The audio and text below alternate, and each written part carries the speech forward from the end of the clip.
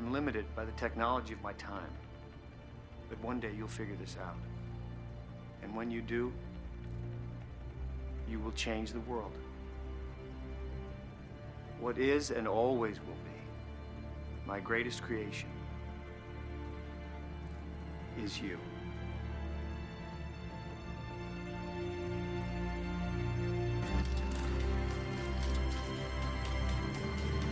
The automatons are not merely mindless rogue machines, but the ideological successors and metallic progeny of the cyborgs, the separatist faction defeated in the First Galactic War. While Super-Earth propaganda simplifies them as a legion of unfeeling robots bent solely on destruction, their true premise is rooted in a radical political and philosophical rejection of Super-Earth's managed democracy. The Automaton's current campaign is strongly linked to the historical occupation of Cyberstan. Given the century that has passed since the defeat and re-enslavement of the cyborgs under Super-Earth's Iron Fist, it is highly uncertain whether the original progenitors even survive.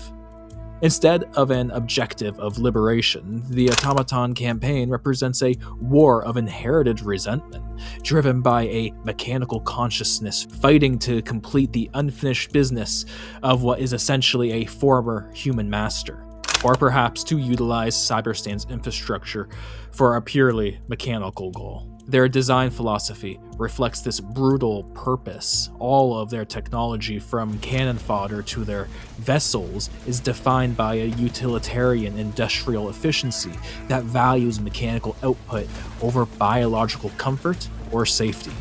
The Automaton Warship, a brutalist black steel symbol of their destructive efficiency, is, at least to me, the ultimate expression of this mentality. For the average Helldiver, the player, you, concrete information about the enemy, the very essence of the lore, is intentionally scarce.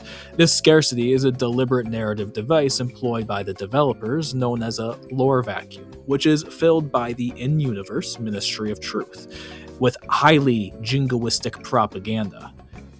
This environment necessitates an understanding of lore significance, not just as a narrative tool, but a diagnostic one. Since players are deprived of direct narrative context, they often seize upon minimal details. Level 0, non-diegetic 0 assets, like a shared texture or reused prop, and assign them Level 3, core narrative essential importance. This phenomenon, which I guess you could call a non-diegetic lore spill, is the mechanism by which players attempt to confirm the true nature of the enemy. The Automaton Warship is itself a piece of intra-diegetic lore, Level 2, confirmed by its inclusion in the game files and footage following events like Operation Valiant and Closure. Its very existence is a pivotal piece of lore, as it validates the scope and existential threat of the war, making it a critical foundation upon which all player speculation, the lore spill, is built upon. Lore significance on its own can be a whole video, and who knows, maybe it will be. Anyways, the Automaton Warship, a study in inorganic supremacy. The Automaton Warship is a testament to the advantages of inorganic life in wartime logistics. With a length of 393 meters and a height of 74 meters, its scale is immediately vast compared to the super destroyer the player operates from. The ship's firepower is comprised of a daunting 26 broadside laser batteries, 13 per side, and a massive underslung turbo laser that is 1.5 super destroyers in length. This ship is well equipped in that regard for direct naval combat.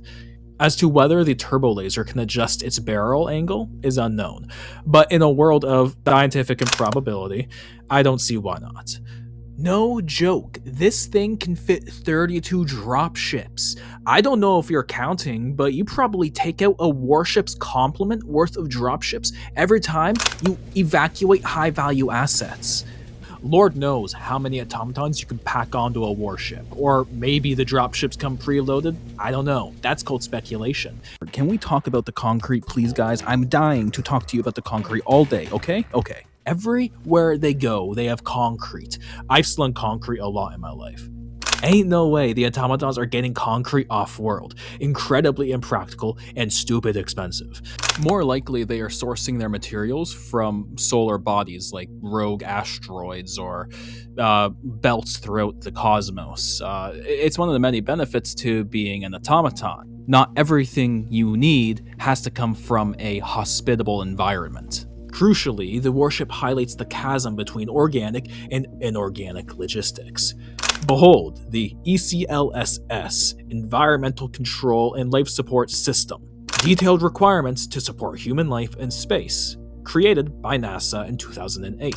These systems include atmosphere management, water management, waste management, food supply, environmental safety and protections. Managing oxygen, water recovery, and human waste, and food, at least as we understand it, are rendered almost entirely irrelevant to the automatons. While super-Earth vessels are structurally compromised by the need to support fragile human life, the Automaton Warship requires only basic industrial considerations and whatever other supplies may be needed for a ground campaign or what other duties they may be performing. This shift allows for immense savings in design, resources, and operational complexity. Minimal atmospheric composition and humidity control are necessary, primarily to protect onboard materials and ordnance from corrosion rather than sustaining life. This efficient production and operational model grants the automatons a crucial mechanical edge. Furthermore, the existence of this warship, a vessel clearly designed for direct naval engagement, presents a profound challenge to the player's primary vessel, the Super Destroyer. The Super Destroyer is built for orbital insertion, support, and extraction, not toe-to-toe capital ship combat.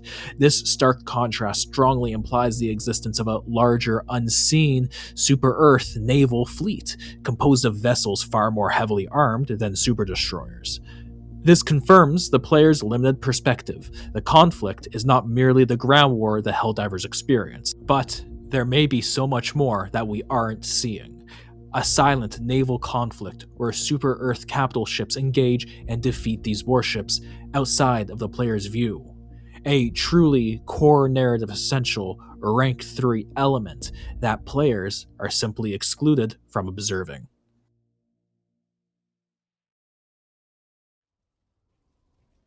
Yo, what's up? Philosophical Bread here. A special thank you to my Colonials, for without I wouldn't be much. I'm a huge advocate for the expansion of Helldivers lore. I'd love to see Arrowhead put greater efforts towards this. By supporting me and my videos, you are supporting my efforts to build upon Helldivers' manufactured lore vacuum. I've been a strong advocate for even minor expansions on this matter. So please consider liking and subscribing. Maybe consider leaving a comment too. The type of content that I produce is not mainstream. Helldivers' lore vacuum transcends the boundaries of the game itself. I unfortunately do not have the same advantages that my fellow propaganda commanders have, and I refuse to change the formula to elevate my success.